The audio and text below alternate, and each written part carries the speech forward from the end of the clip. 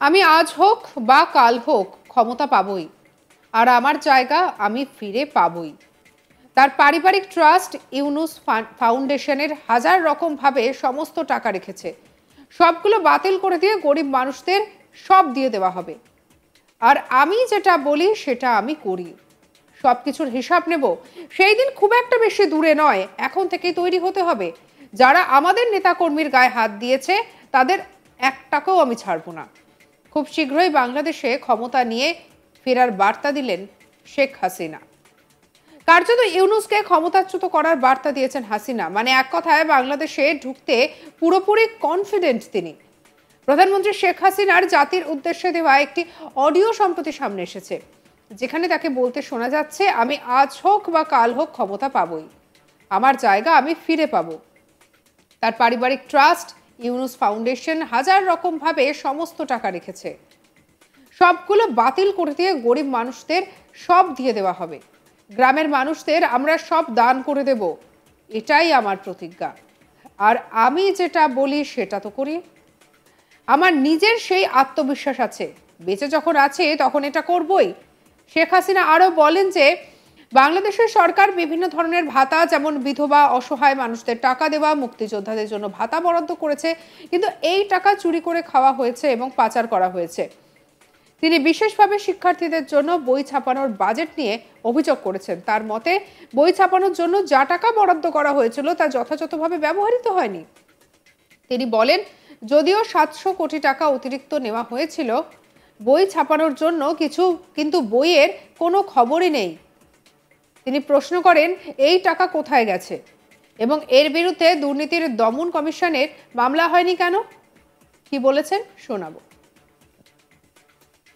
আমি ক্ষমতা পাবই এবং আমি আমার জায়গা আমি ফিরে পাবো, এবং তার সব ট্রাস্টের যা যা করে রেখেছে, তার পারিবারিক trust, Yunus foundation, Yunus trust, এরকম হাজার রকমের ট্রাস্ট করে করে টাকা রেখেছে, ওই সবগুলি বাতিল করে দিয়ে ওই গরিব মানুষকে সব দিয়ে দেওয়া হবে, গ্রামের মানুষকে সব আমরা দান করে দেব।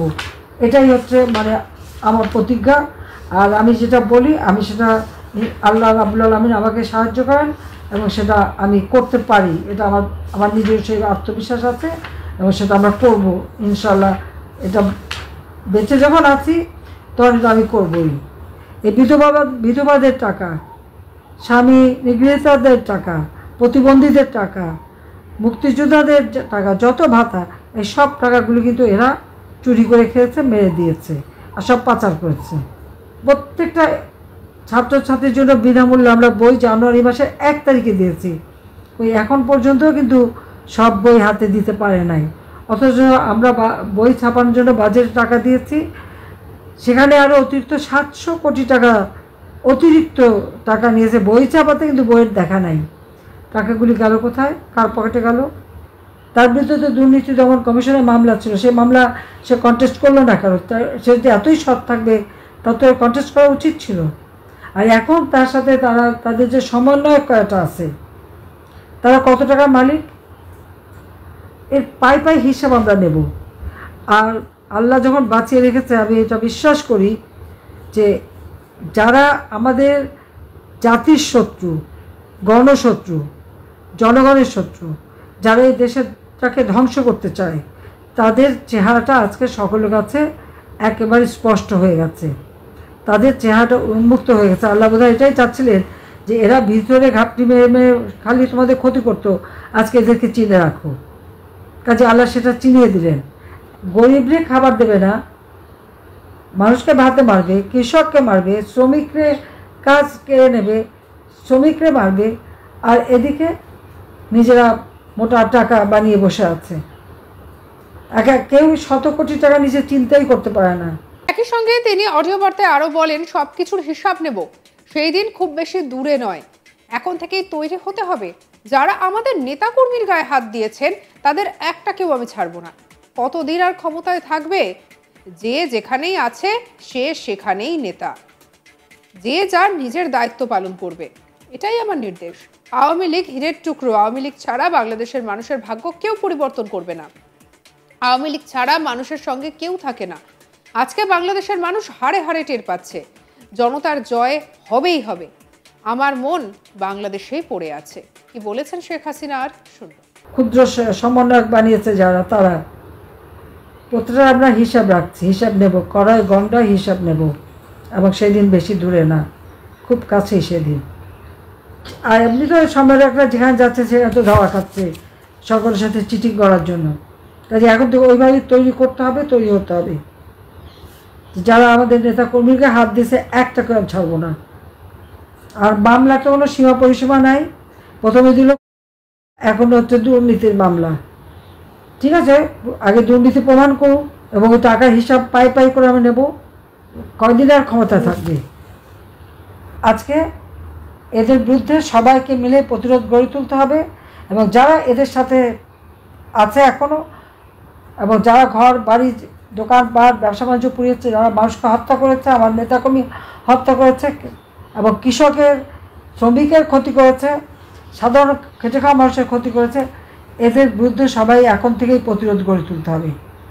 এখনই সময়, কোনো কেউ কারো হুকুমের অপেক্ষা রাখবে না। যে যেখানে আছে সে, যারা কাজ করছে সে সেখানেই নেতা। কোন নেতা কি বলবে না বলে ওটা আশা থাকলে হবে না। যে যেখানে আছো সে সেখানেই নেতা, কাজে তার দায়িত্ব নিজে পালন করবে। মানুষকে, জনগণকে সাথে নিয়ে, আমাদের আর কেউ নাই, আমাদের আছে জনগণ। এই জনগণকে সাথে নিয়েই প্রতিটি জায়গায় ইচ্ছা মতো এদের শিক্ষা দিতে হবে। কাজে এটাই আমার নির্দেশ। হ্যাঁ, এখন আবার দল ভাঙারও চেষ্টা করছে, বা আওয়ামী লীগ ওরকম ভাঙলে কিছু হয় না। আওয়ামী লীগ হচ্ছে হীরার টুকরা, যত কাটে তত জলে। আমি তো ছোটোবেলা থেকে দেখলাম কতবারই তো ভাঙলো কাটলো, কী হলো। এমনকি প্রতিষ্ঠাতা সভাপতি মৌলানা ভাসানীও তো দল ভেঙে চলে গিয়েছিল, কিছু করতে পারেনি। আর এরপর তো দফায় দফায়, তো ওতে আমাদের কিছু আশা পেয়ে যাবে না। আওয়ামী লীগই তার নীতি আদর্শ নিয়ে থাকবে, এবং আওয়ামী লীগ ছাড়া বাংলাদেশের মানুষের ভাগ্য কেউ পরিবর্তন করবে না। আওয়ামী লীগ ছাড়া মানুষের সাথে কেউ থাকে না, এটা হলো বাস্তবতা। আজকে নিশ্চয়ই বাংলাদেশের মানুষ সেটা হায় হায় টের পাচ্ছে। আজকে সমস্ত আওয়ামী লীগের নেতাকর্মী, মুক্তিযুদ্ধের সপক্ষ শক্তি, 14 দলের নেতাকর্মী যে যেখানে আছে, সবাইকে নিয়ে এক হয়ে এখন থেকে জনমত সৃষ্টি করা, মানুষের পাশে দাঁড়ানো এবং এগিয়ে যাওয়া। ইনশাআল্লাহ জনতার জয় হবে হবে। আর আমি আছি, আমি যেখানেই যাই আমার মনটা তো বাংলাদেশেই পড়ে আছে। আর আমি বাংলাদেশের সব এলাকায় আমি সবার সাথে কথা বলে যাচ্ছি। কাজেই বেঁচে আছি বলেই তো বলতে পারছি, মরে গেলে তো পারতাম না বলতে, আর জেলে গেলেও তো কথা বলা সম্ভব হতো না। যেহেতু বহুবার গেলাম, ওতে কিছু আসা যায় না, কিন্তু আজকে কথা বলার যে সুযোগটা পাচ্ছি, এটাই তো সবচেয়ে বড় কথা, যে আমি আমার নেতাদের গলা শুনতে পাচ্ছি। তো সবাই ভালো থাকো, সুস্থ থাকো, সেই দোয়া করি। জেলে যারা আছে আর যারা আপনজন হারানো বেদনা নিয়ে আছে, সবার প্রতি আমার সমবেদনা জানাচ্ছি। সবাই ভালো থাকো। জয় বাংলা, জয় বঙ্গবন্ধু, বাংলাদেশ চিরজীবী হোক। সঙ্গে রাখুন আজ তাক বাংলার ইউটিউব চ্যানেলকে। আরও অন্যান্য খবরের জন্য লাইক করুন, শেয়ার করুন, সাবস্ক্রাইব করুন। আমরা এখন রয়েছি হোয়াটসঅ্যাপে, ফলো করুন, আপডেটেড থাকুন।